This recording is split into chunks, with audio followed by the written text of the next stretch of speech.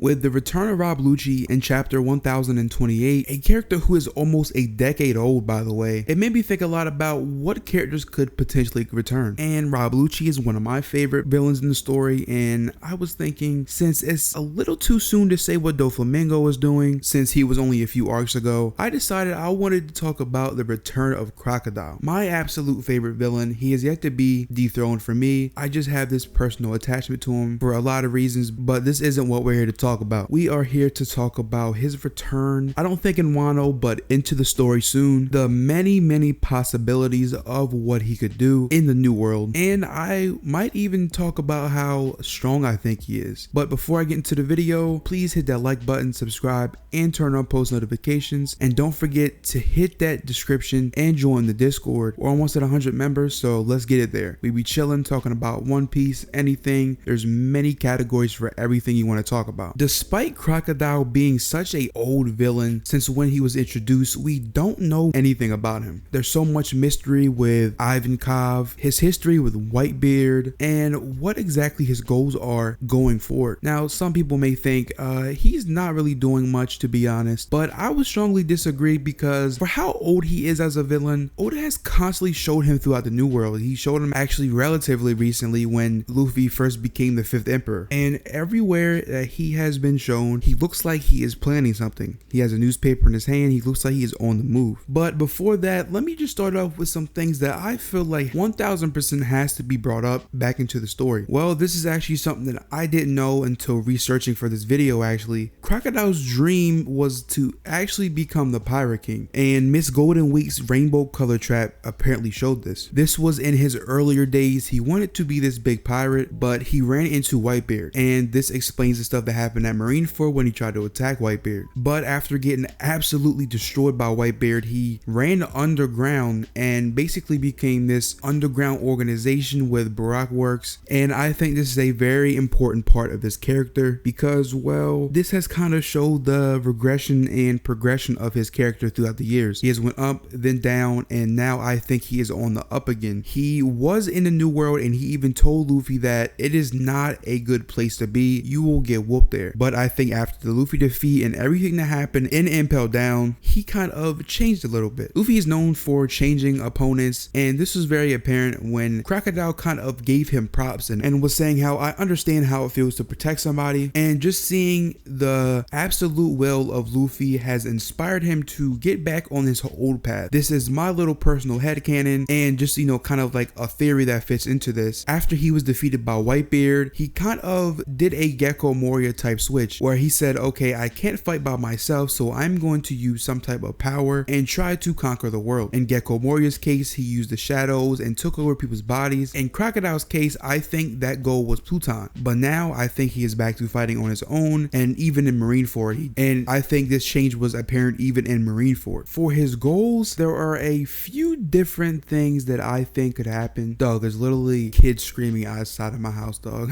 I'm about to go out there and uppercut one of them. But as for his goals, there are a few different things that I think he could possibly go for in order to actually achieve this goal, which is the Pirate King. The first one I think could possibly be the other ancient weapon. Now, I do think he is trying to get this stuff with his own strength, but I think he will go about it a different way. I think you can use whatever weapon this is without having to have it, you know, carry you throughout the New World. I think he is going to train himself, try to get stronger, but also he could possibly use these type of weapons. And I think the weapon that he is going to go for is possibly Uranus, because I already know that he went for Pluton once and failed, so I don't think he will go for that again. And just for story reasons, it doesn't make sense that he will go for, you know, Poseidon, because that isn't, you know, some type of necessarily weapon. It is an ancient weapon, but it isn't a weapon in the same terms as, you know, a battleship that can destroy islands. Oda has free reign to do whatever he wants with Uranus, because he just hasn't talked about it yet. Now, there is a possibility that, you know, Uranus is another person, but I'm starting to believe it's not, because I don't know how I would feel about there being two people as ancient weapons. If the third ancient weapon is a actual person, there's only one route that Oda can really take with that, and that is the whole reincarnation thing, how there was a Poseidon 800 years ago and now there's a Poseidon now. So I do think this may be a type of item instead of a person. And there was a really cool theory really about dragon having it, and it was actually some sort of wind thing, since Uranus is the god of the sky, wind and everything connects to that. But I am honestly not sure what I think the third ancient weapon is at this point, but I do think that is certainly one of the things that Crocodile could do. This next one was a pretty popular theory around the time of Dressrosa, I heard, after it was done and after I believe he was shown in the chapter with Emu, but that is that Crocodile may break him out. Now we all know that Crocodile was kind of the head of the underworld and Crocodile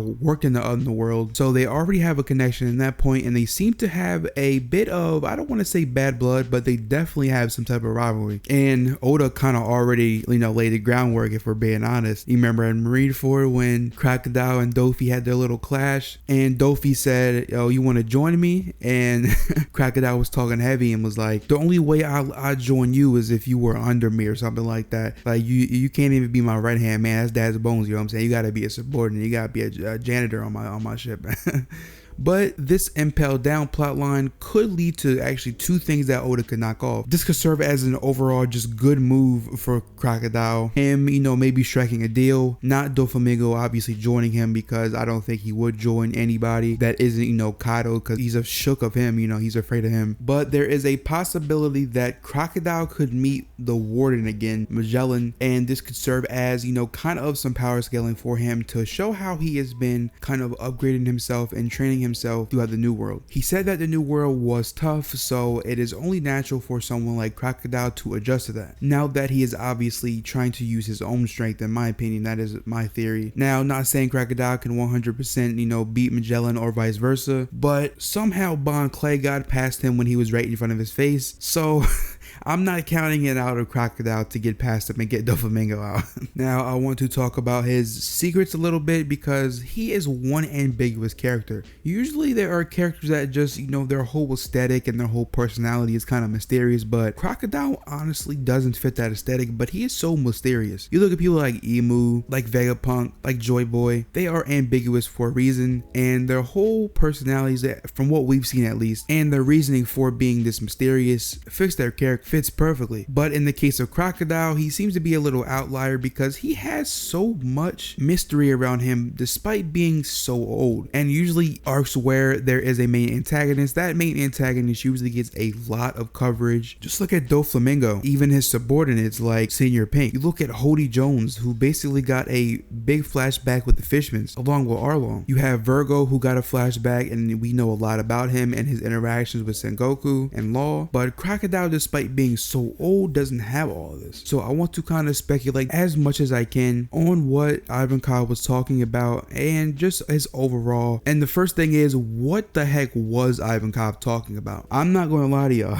I do not know. I have thought about this for literal days. I was supposed to get this video out last week, but I could not think of anything. And I didn't want to just, go on Reddit or anything to steal anybody's theory. So I just kind of reread and just thought about some crazy things. The first one I want to talk about is the popular one. This isn't one I made, of course, but that is that he was a woman, and I don't believe that for one second. I do think it has some evidence to back it up, but it's really just one of those things that I can see, but I just do not believe. The next thing is, it might tie in with all of the Whitebeard stuff. If what I'm saying is true, to where he used to want to be something grand and he got beat so bad and humiliated so bad that he actually went to the underground scene, then this could be something that Ivankov holds over his head. Ivankov may have some slight ties to Whitebeard, but honestly, it's really ambiguous as of right now. And just very quickly, how strong do I think he is? I mentioned a while back that Crocodile could possibly be one of like the Yonko candidates, not saying he is Yonko tier, but assuming 2 Yonko are going to fall in the next 2 arcs or so, there is going to have to be something. There's going to have to be a replacement. But for Crocodile, I don't actually know a specific, rank or level he is at right now, but I do not want to say, because I don't want people on my head about that, I ain't gonna lie. But we seen from Alabasta to Marineford that he looked a lot stronger, and I think this is partly due to him just not having the water, disadvantage, because Luffy was able to temporarily stop Crocodile, but you could tell he still had water on his leg, and that tells us he knew not to just fight Crocodile any type of way. Crocodile is a dangerous person, and I honestly just think he may be just a glass cannon, but we've seen his feats in Marineford, and assuming that Lucci and other pre-time skip villains villains did get stronger over the time skip, then I would assume that Crocodile also did. But as I close this video, I do hope all of you guys did enjoy it. There isn't much to talk about, but I wanted to talk about him nonetheless because he is my favorite villain, and even I couldn't do him justice. I'm not the type really to, analyze character and everything, so I just talked about his return and what he's possibly could be doing in the new world. But if you made it this far, please hit that like button, subscribe, and turn on post notifications, and join that Discord that is in the description. And until next time, peace.